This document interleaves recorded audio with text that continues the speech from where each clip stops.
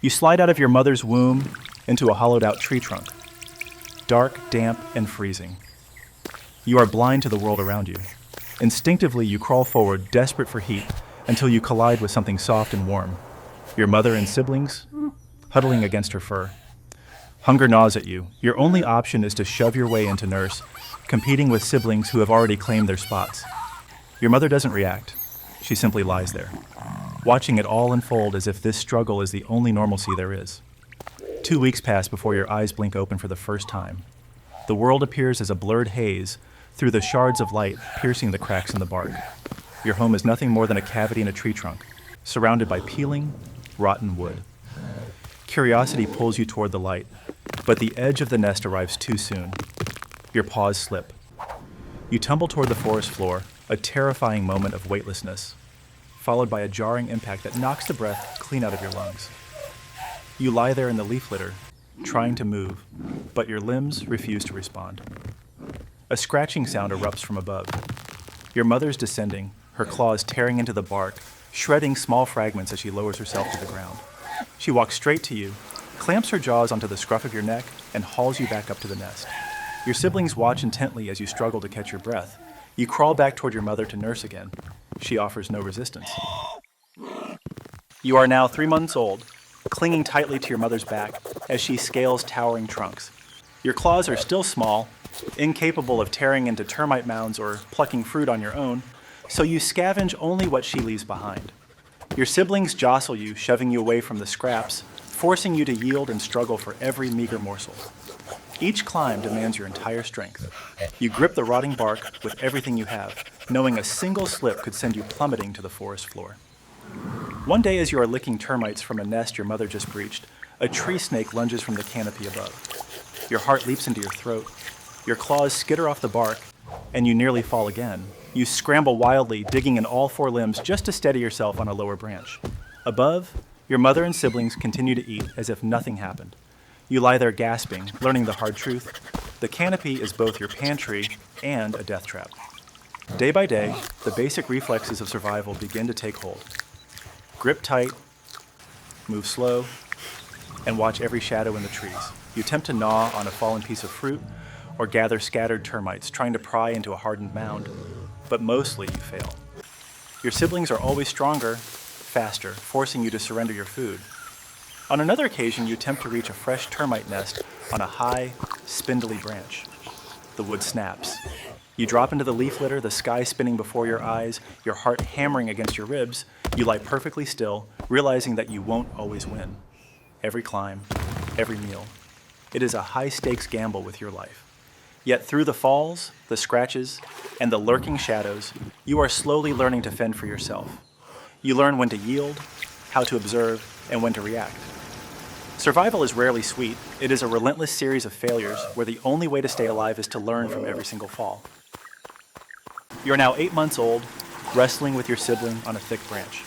Their bite is stronger than you anticipated. When they lock onto your ear and refuse to let go, you both nearly lurch off the edge. You thrash, fighting back with everything you have, but you both end up plummeting to the forest floor. Your mother appears, a single swipe of her claws tearing you apart. She lets out a low growl before turning away. That day, the bond breaks. You and your sibling do not approach each other again. The next morning, you wake to find your sibling gone. Your mother hasn't returned either. For the first time, you are alone in the nest. No guide, no protector. You wait, scanning the hollowed tree, a sense of helplessness washing over you as hunger begins to claw at your stomach. With no other choice, you must hunt for yourself. You scramble down to the ground, foraging through the dense undergrowth until you find a rotting log. Beneath the soft bark, hundreds of larvae squirm. You eat them meticulously, one by one. But then, a monitor lizard emerges, licking its lips as it advances on your meal. You rear up, slashing your claws through the air in a desperate threat. The lizard freezes, watches you for a moment, and retreats. You learn a vital lesson. Being stronger than your opponent isn't always what matters. Sometimes just looking dangerous is enough. 18 months old, you are high in the canopy, raiding a beehive for honey. You tear into the hive, sending a swarm of bees erupting over your body. They sting your face, your ears, your nose. The pain is so searing you nearly fall, but your hunger is greater than your fear. You keep stuffing fragments of the comb into your mouth until your face swells and your vision blurs. Finally, you drop to the ground, rolling frantically to dislodge the swarm. A troop of monkeys in the branches overhead pelts you with sticks, but you remain silent, clutching the prize you paid so dearly to win. Through every fall, every sting, and every threat, you are carving out a life for yourself. Every mistake is a masterclass. Climbing equals food, but it is also a trap. An opponent equals danger, but sometimes you only need to look big to survive. Survival is no longer a simple matter. It is a relentless sequence of failures, where you exist only by learning from every time you hit the ground. You are now 3 years old. Your body has grown, but that doesn't mean you are much stronger. Every climb remains a gamble with death. You dig into a termite mound at the base of a tree, clawing so hard the wood shatters, larvae spilling out and crawling over your tongue. Suddenly, from the thicket, a tiger emerges, its circular eyes locking onto you in a cold stare. Your heart hammers against your ribs. You stand tall on 2 legs, spreading your arms wide, roaring and slashing the air with your claws. But the tiger does not flinch. It stays low, circling, searching for an opening to close the distance. You realize you cannot outrun it on level ground. With no other choice, you pivot and bolt for the nearest tree, your claws tearing into the bark as you scramble upward. The tiger lunges, its claws whistling through the air just beneath your feet, but you've already reached a sturdy branch. Gasping for air, you watch from above as it prowls below before finally vanishing into the emerald shadows. The world hasn't taught you that simply standing your ground is enough. Every ascent, every potential fall, still carries the scent of death. You've learned to observe, to calculate every step, yet fear is your constant shadow. Often you spot the signs of a feast, a beehive swaying from a branch, fallen ripened fruit, but you must weigh the risk. One wrong move, a snapping branch, a headlong plunge, and your survival is a 50-50 coin toss. At 5 years old, you follow the strongest scent in the forest, leading you to a mature female feeding high in the canopy. You climb after her, stepping cautiously, maintaining just enough distance to avoid a defensive strike. She pauses her meal, glares at you, and swipes at the empty space between your branches. You don't retreat. Instead, you settle on a lower limb and wait. Only when she descends do you move closer, eventually lying beside her. Day by day, the lesson sinks in. The only threads connecting sun bears are territory and reproduction. There is no lasting bond here. The next morning, she is gone, leaving you in the silence.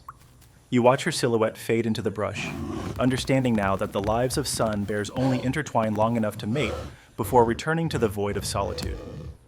You know the forest is vast, but you and your kind do not share space. Each of you is a lone entity, fighting a private war for food and breath. You learn to live with the loneliness, focusing entirely on yourself, monitoring the environment, climbing, foraging for termites, fruit, and honey, and evading predators. Each day is a gauntlet of trials. Every climb is a calculated risk. Yet you endure. You survive in a world where every mistake is paid for in blood or agony. Survival is no longer a game. It is a brutal, enduring conflict that lasts until the day you no longer have the strength to climb. You are now between 8 and 10 years old. Your body no longer possesses the fluid agility of your youth. You scale a towering trunk to reach a beehive, your claws digging into the bark, but a slender branch snaps under your weight. You plummet, ricocheting off smaller limbs on the way down, each impact sending a jolt of agony through your frame. When you hit the forest floor, your hind leg twists outward, and a sickening crack echoes through the joint. You struggle to stand, but the limb refuses to bear your weight. Every twitch is a searing needle of pain. You drag yourself toward the scent of water, crawling into a shallow stream to let the current wash over your battered body, numbing the ache. Hours pass before you force yourself up to forage. You find a small termite mound near a tree base, slowly peeling back the layers of wood to consume the larvae one by one, resting between every mouthful. A wild boar trundles by nearby. You hold your breath, frozen. After a few minutes, it vanishes. You learn that when the body falters, survival is no longer a matter of strength, but of agonizing patience and invisibility. On another day, you find a fallen durian fruit. You claw through the thick, thorny rind to reach the soft flesh inside. Suddenly, a clouded leopard leaps from the canopy, its talons sinking into your shoulder. You roar, rearing onto your hind legs and lashing out behind you to shake it off. But your ruined leg buckles. You collapse, a fresh wave of pain surging through you. You lie there, still, realizing you no longer have the power to fight back as you once did. Every impact, every predator, every rival is now more lethal than ever before. Survival has narrowed down to slow, deliberate steps, small scraps of food, and agonizingly careful climbs. You understand now that a sun bear's life does not end because of hunger or grief. It ends because the body finally revokes the permission to climb one last time. You lie there, gasping, your muscles spent, staring at the dense green shroud of the jungle. Life has taught you the ultimate cruelty. It is a relentless grind to the very end. And yet, out there in the shadows, there are those whose lives are far more miserable than yours. Far more miserable than yours.